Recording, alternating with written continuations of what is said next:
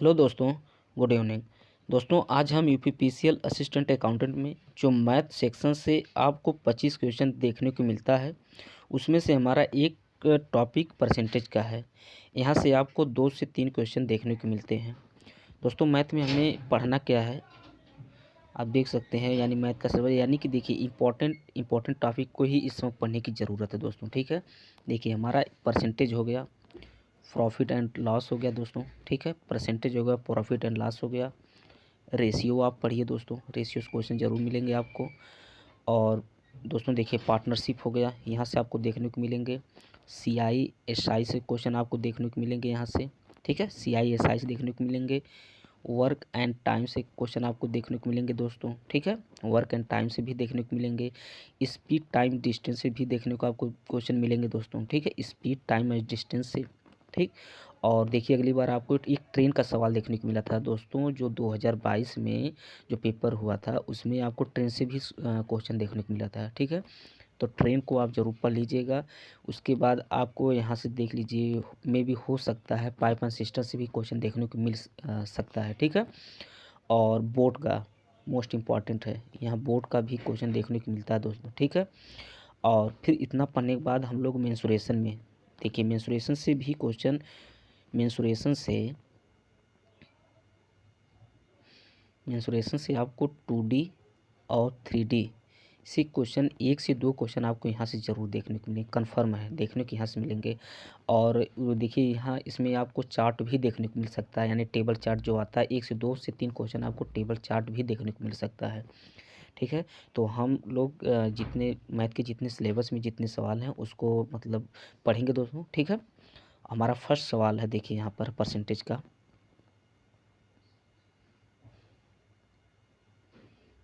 हमारा फर्स्ट सवाल है कि यदि किसी संख्या को उसके 25% से गुणा करने पर मिलने वाली संख्या उस संख्या से 200% अधिक है, तो वह संख्या कितनी है। यानी वह कौन सी संख्या है जिसमें हम 25 से गुणा करने पर मिलने वाली संख्या से उस संख्या से 200% अधिक हो जाती है। ठीक है, तो हमें एक क्वेश्चन है, तो क्वेश्चन आप समझ गए होंगे क्वेश्चन कह क्या रहा है। ठीक है, तो दोस्तों आप देख सकते हैं, मान लीजिए कोई संख्या x है। ठीक है, कोई संख्या हमारी x है, कोई संख्या, यदि कि संख्या को उसके 25% से गुणा, यानी इसका 25% से गुणा करने पर मिलने वाली संख्या, इससे गुणा करने पर यानी 25 चौको 100 यानी x/4। ठीक, मिलने वाली संख्या उस संख्या, कौन सी संख्या जो x, ये जो संख्या हुआ x है, उस संख्या से 200% अधिक है। 200% यानी हम 300 हो जाएगा। ठीक है, कितना हो जाएगा, ये 300 हो जाएगा। कट गया दोस्तों, x यानी 4 तियाँ 12, हमारा आंसर यहाँ पर 12 आएगा। ठीक है, क्वेश्चन दोस्तों इसी तरह आपको देखने को मिलेंगे। ठीक है, और बहुत तो उसमें बहुत बड़ा क्वेश्चन नहीं देखने को मिलता है, लेकिन क्वेश्चन आपको इसी तरह देखने को मिलता है। ठीक, और हम दूसरा क्वेश्चन पढ़ते हैं। देखिए दूसरा क्वेश्चन हमारे सामने है कि एक वस्तु के मूल्य में हर वर्ष, दोस्तों है कि एक वस्तु के मूल्य में हर वर्ष उसके मूल्य के 10% की दर से ह्रास होती है। यदि वस्तु का वर्तमान मूल्य 729 रुपये है, तो 3 वर्ष पूर्व उसका मूल्य क्या था। दोस्तों 3 वर्ष पहले उसका मूल्य क्या था, यानी the value of an article depreciate every year at the rate of 10% of its value if the present value of the article as a Rs कितना, यानी 7 to 9, then it's worth 3 year ago. ठीक है, में 3 साल पहले हमारा मूल्य कितना था कि जिससे इस समय 10% की दर से ह्रास होने के बाद हमारा मूल्य कितना देखने को मिला, 729। तो दोस्तों आप सवाल को इस तरह लगाएंगे तो अच्छा रहेगा।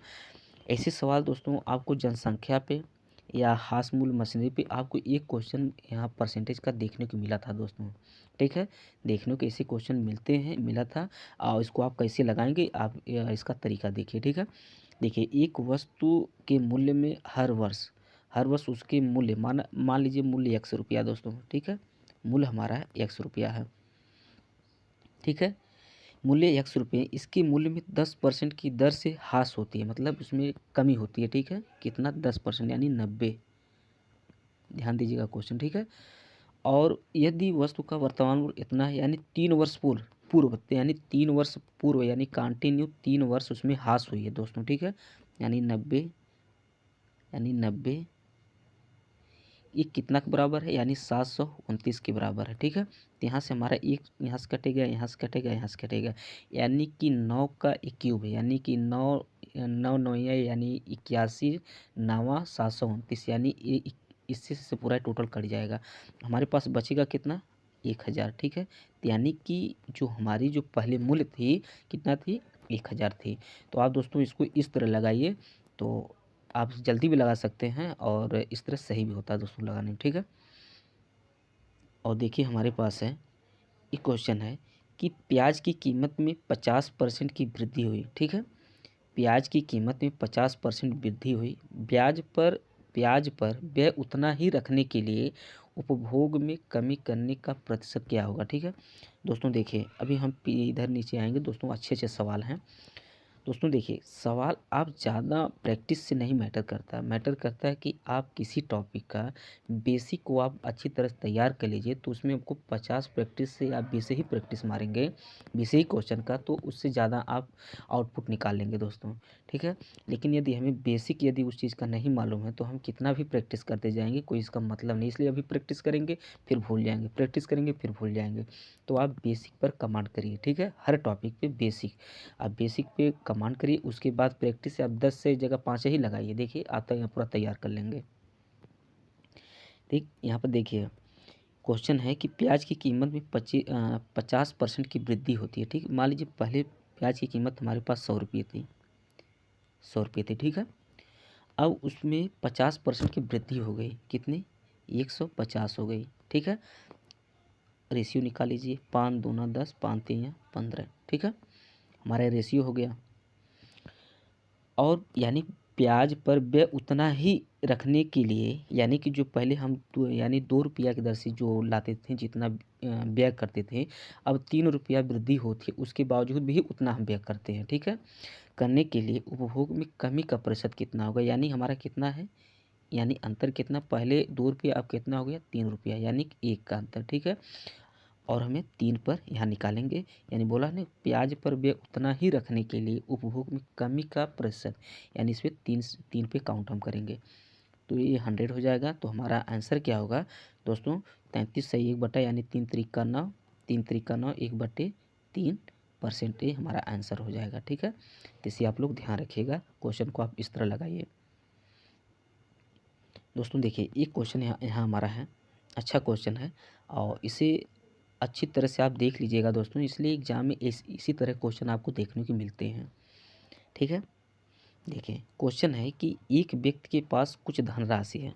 ठीक, एक व्यक्ति के पास कुछ धनराशि है, उसने उस राशि का 20% एक वस्तु खरीदने में खर्च किया, और शेष को 5% परिवहन पर खर्च किया। ठीक है, उसके बाद 120 रुपया दान कर देता है, फिर उसके बाद उसे 1400 रुपये शेष बचे, तो उसके उसके द्वारा परिवहन पर कितना खर्च किया गया था। दोस्तों आप समझ सकते हैं, क्वेश्चन बहुत अच्छा क्वेश्चन, मोस्ट इंपॉर्टेंट है, यानी क्वेश्चन पूछ रहा है यहाँ पर है कि परिवहन पर कितना खर्च किए गए। ठीक, आप देख सकते हैं कि यहाँ इंग्लिश में क्वेश्चन भी है, उसको भी आप देख सकते हैं।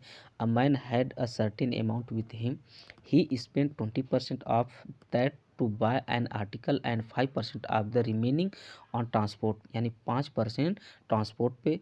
देन ही गिफ्टेड रेस 120 रुपया वो क्या करता था, दान करता था। If he is left with Rs 1400 रुपये क्या करता है, वह सेव करता है the amount he spent of transport, यानी ट्रांसपोर्ट पर कितना वह व्यय करता है, ठीक, खर्च करता है। तो दोस्तों इस सवाल को कैसे हम लगाएंगे, इस देखने की ज़रूरत है। ठीक है, देखिए मान लीजिए कि हमारा कोई मूल्य है 100 रुपये। ठीक है, 100 रुपये है, इस पर हम एक वस्तु यानी के पास कुछ धनराशि है, उसने उस पर राशि का 20% खरीदने पर खर्च करता है। हमारे पास 100 रुपये है, उस पर हम 20% खर्च करते हैं, कितना 20%, कितना हम 80। ठीक है, कितना 80 हो गया, खर्च करते हैं। फिर उसके बाद शेष का कितना 5% परिवहन पर, कितना करते हैं 5% परिवहन पर, यानी 95/100।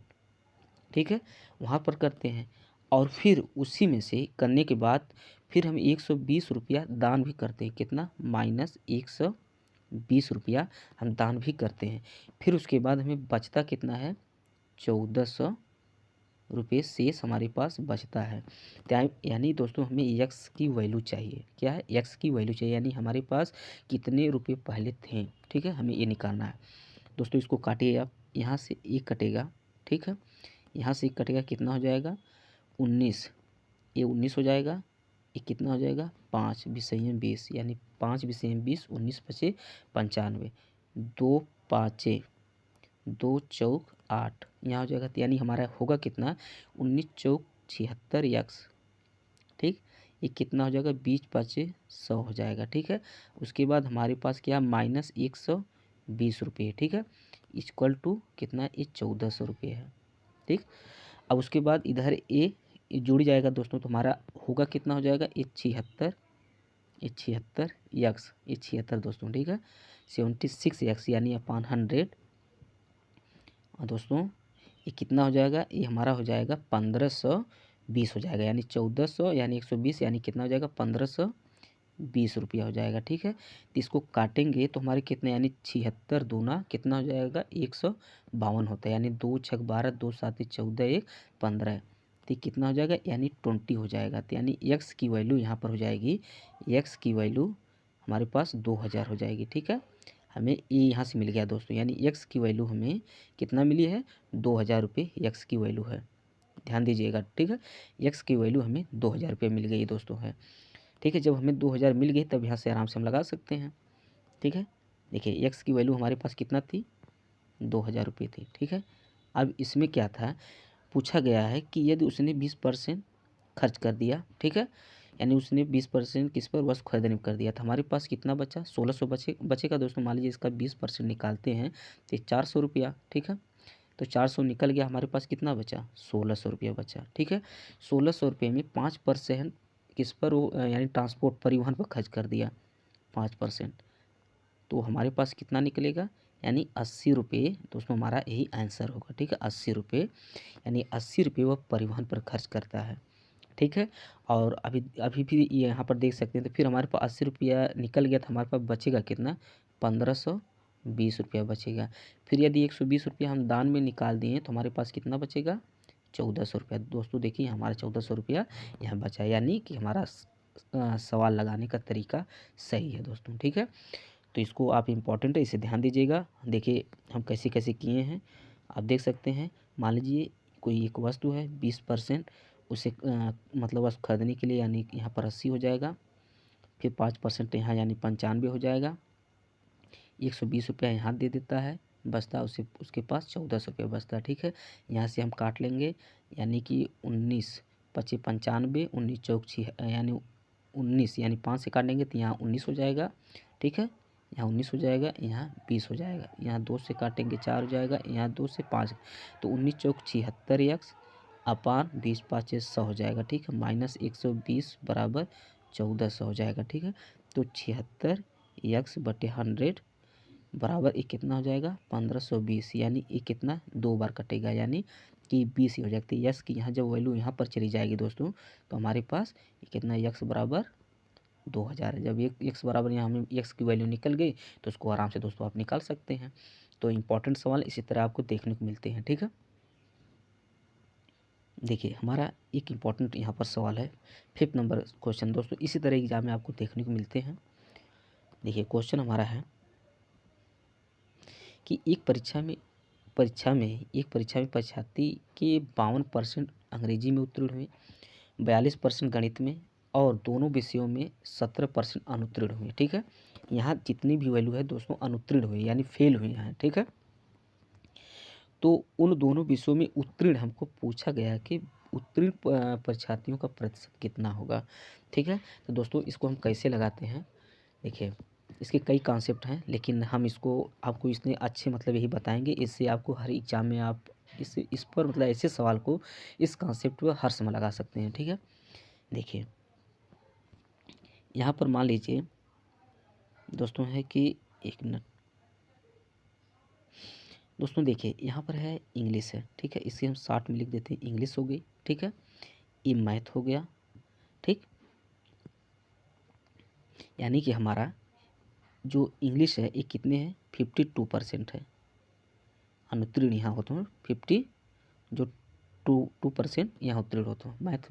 मैथ में कितने हो रहे हैं दोस्तों, यानी 42%, ठीक है, 42% यहाँ पर हो रहे हैं, ठीक है, ध्यान दीजिएगा दोस्तों, ठीक।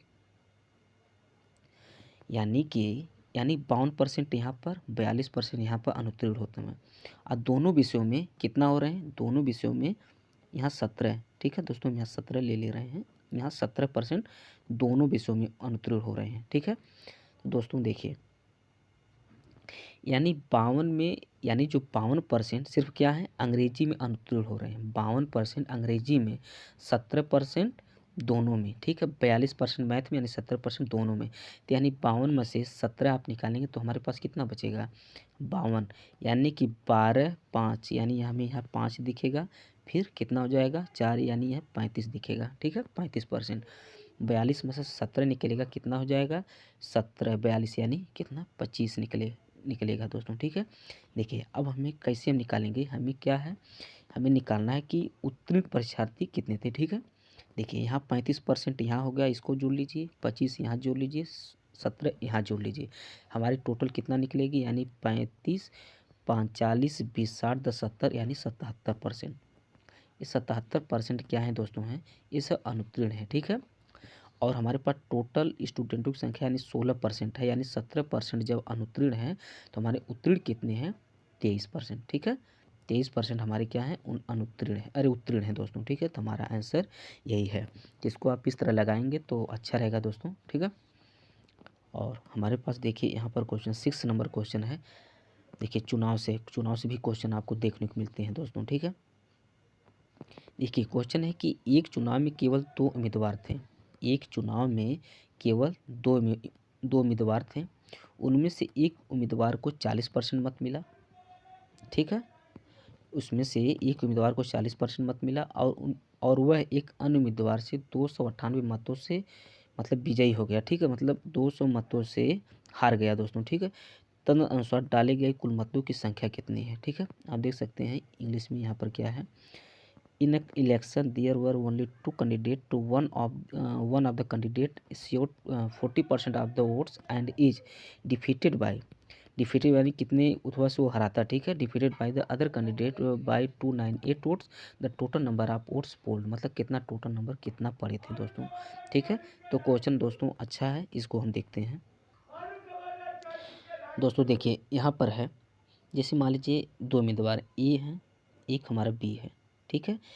एक चुनाव में केवल 2 उम्मीदवार थे, ठीक है, एक ए है बी है, ठीक है। एक उम्मीदवार 40%, यदि ये 40% वोट पाता है, यदि ये 40% वोट पाता है तो दोस्तों ये जो हमारा बी है 60% वोट पाएगा, ठीक है, 60% मिले। और वह एक अन्य उम्मीदवार से 298 मतों से वो क्या हो गया, मतलब वो जीत गया, हार गया, ठीक है।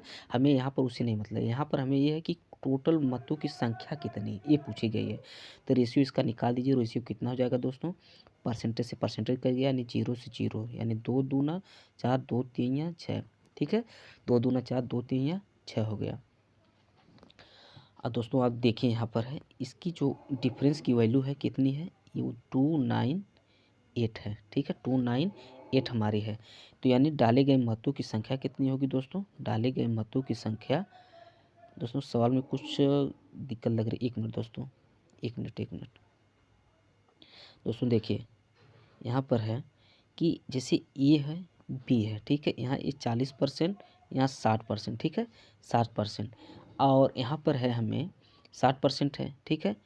हमें डिफरेंस कितना, दो वैल्यू कितना 298 है, ठीक है, 298 है, ठीक है। टोटल वैल्यू यानी एक, मतलब ये 40% है दोस्तों, ये 60%, यानी टोटल, यानी 2 एक नम 2, 2 एक नम 2 हो जाएगा, 2 चौको 8, 2 नवा 18 हो जाएगा, ठीक है, 1400, यानी टोटल हमारे पास कितना हो जाएगी, यानी हमारा आंसर हो जाएगा दोस्तों 1490 वोट। कुल मतों की संख्या कितनी है, 1490 है दोस्तों, ठीक है। आप इस तरह इसको लगा सकते हैं, ठीक है। यानी एक हमारा 40% तो दूसरा हमारा 60% होगा, यानी दोनों का डिफरेंस कितना है, हमारे पास 298 है, यानी डिफरेंस निकालने के बाद यानी टोटल हमारा जो है 100% होता है, इससे आप निकाल सकते हैं, ठीक है।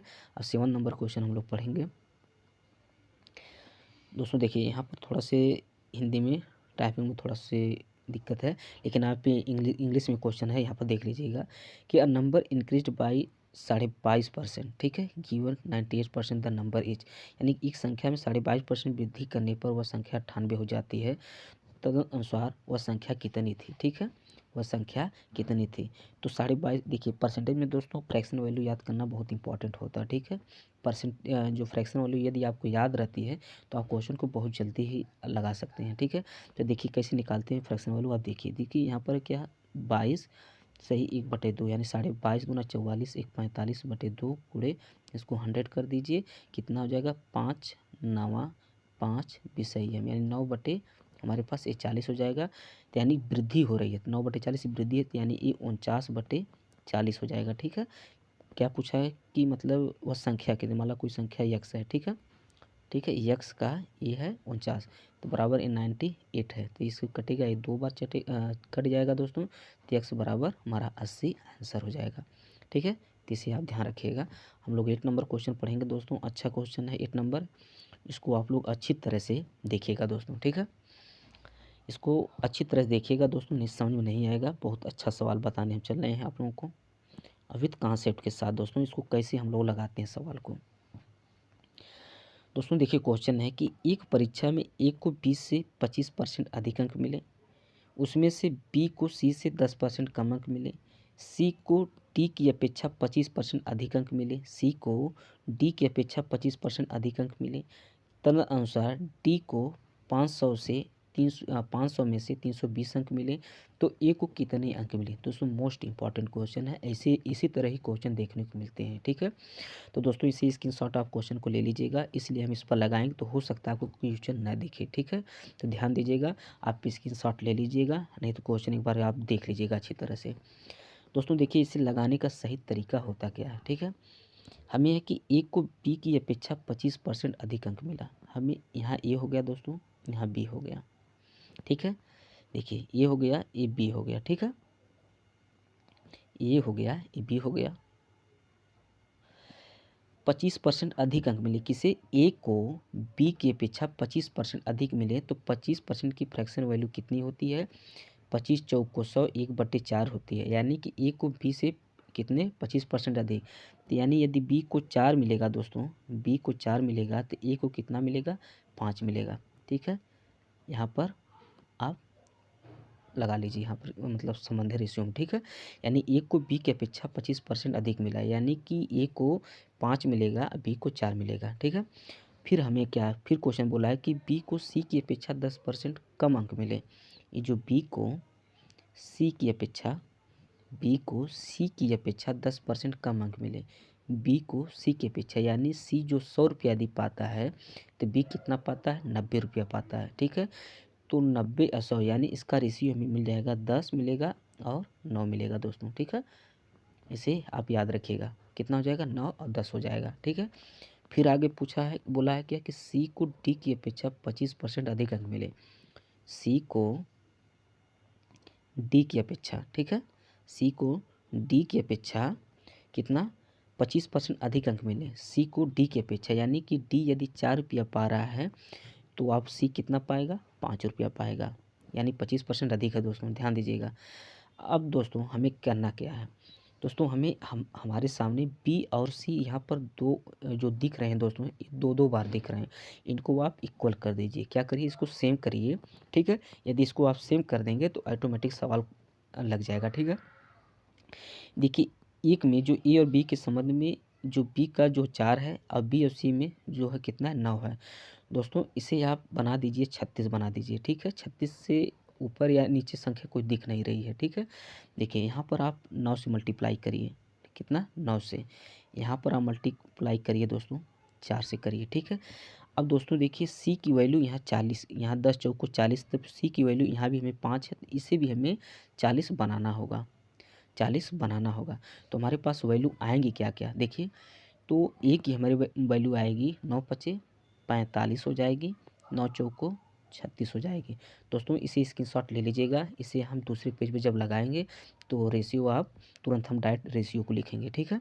यानी 9 पचे 45, 9 चौको 36 हो गया, फिर 9 चौको 36 ये हमारी बी की वैल्यू है, फिर 10 चौको 40 हो गया, ठीक है। फिर सी की वैल्यू 8 पच्चीस 40 हो गया, फिर 8 चौको 32 हो गया। आप देख सकते हैं दोस्तों, हमें ए की जो वैल्यू है 45 मिल गई है, ठीक है। बी की वैल्यू 36 मिल गई है, ठीक है। सी की वैल्यू 40 मिल गई है, डी की वैल्यू 32 मिल गई है, ठीक है। आप देख सकते हैं कैसे रेशियो को निकाला जाता है क्वेश्चन में, ठीक है। अब यहाँ पर मिल गया। अब इसमें क्वेश्चन में बोला क्या है कि ये तदनुसार डी को 500 में से 320 अंक मिलते हैं। डी को 500 में से 320 अंक मिलते हैं, तो डी की जो रेशियो है 32 है, यानी जो 32 की वैल्यू हमें 320 दी गई है, ठीक है। तो यहाँ से काटेंगे तो हमारे पास ये 10 आएगा, ठीक है। अब पूछा क्या है, ए को कितने अंक मिले, तो ये हमारा 45 है, तो 10 इंटू जब हम 45 करेंगे तो हमारा आंसर आ जाएगा 450, ठीक है। हमारा आंसर कितना आ जाएगा 450। तो ये इंपॉर्टेंट सवाल है दोस्तों, इसी तरह एग्जाम में पूछे जाते हैं, ठीक है। तो इसको आप लोग दोस्तों शिद्दत से यदि देख लीजिएगा कैसे कैसे उसको हम किए हैं, ऐसे क्वेश्चन आपको देखने को मिलते हैं, आप आसानी से इसको लगा सकते हैं, ठीक है। अब हम 9th क्वेश्चन पढ़ेंगे। देखिए 9th नंबर क्वेश्चन क्या है दोस्तों, है कि एक परीक्षा में 40, 50, 60 छात्रों वाले 3 समूहों ने भाग लिया, ठीक है। उनमें से उनका उत्तीर्णता प्रतिशत, ठीक है, उनकी जो पास परसेंटेज है 100 है, 90 है और कितना है 80 है। दोस्तों ये 19 है, ठीक है, इसे याद रखिएगा। यानी कि 100 है, ये देखिए यहाँ पर 19 लिखा है ना हिंदी में, इंग्लिश में 19 है, 80 है और ये दोस्तों ये 100 है, ठीक है। इसमें है कि एक परीक्षा में 40, 50, 60 छात्रों वाले 3 समूहों ने भाग लिया, उसमें से उत्तीर्णता प्रतिशत जो है 100%, 90%, 80% है। तदनुसार उन सभी समूहों की कुल छात्रों का उत्तीर्णता प्रतिशत कितना था, ठीक है। तो दोस्तों अच्छा क्वेश्चन है, इसे हम लोग लगाएंगे। दोस्तों देखिए यहाँ पर क्या है, यहाँ पर देखिए है कि हमारा है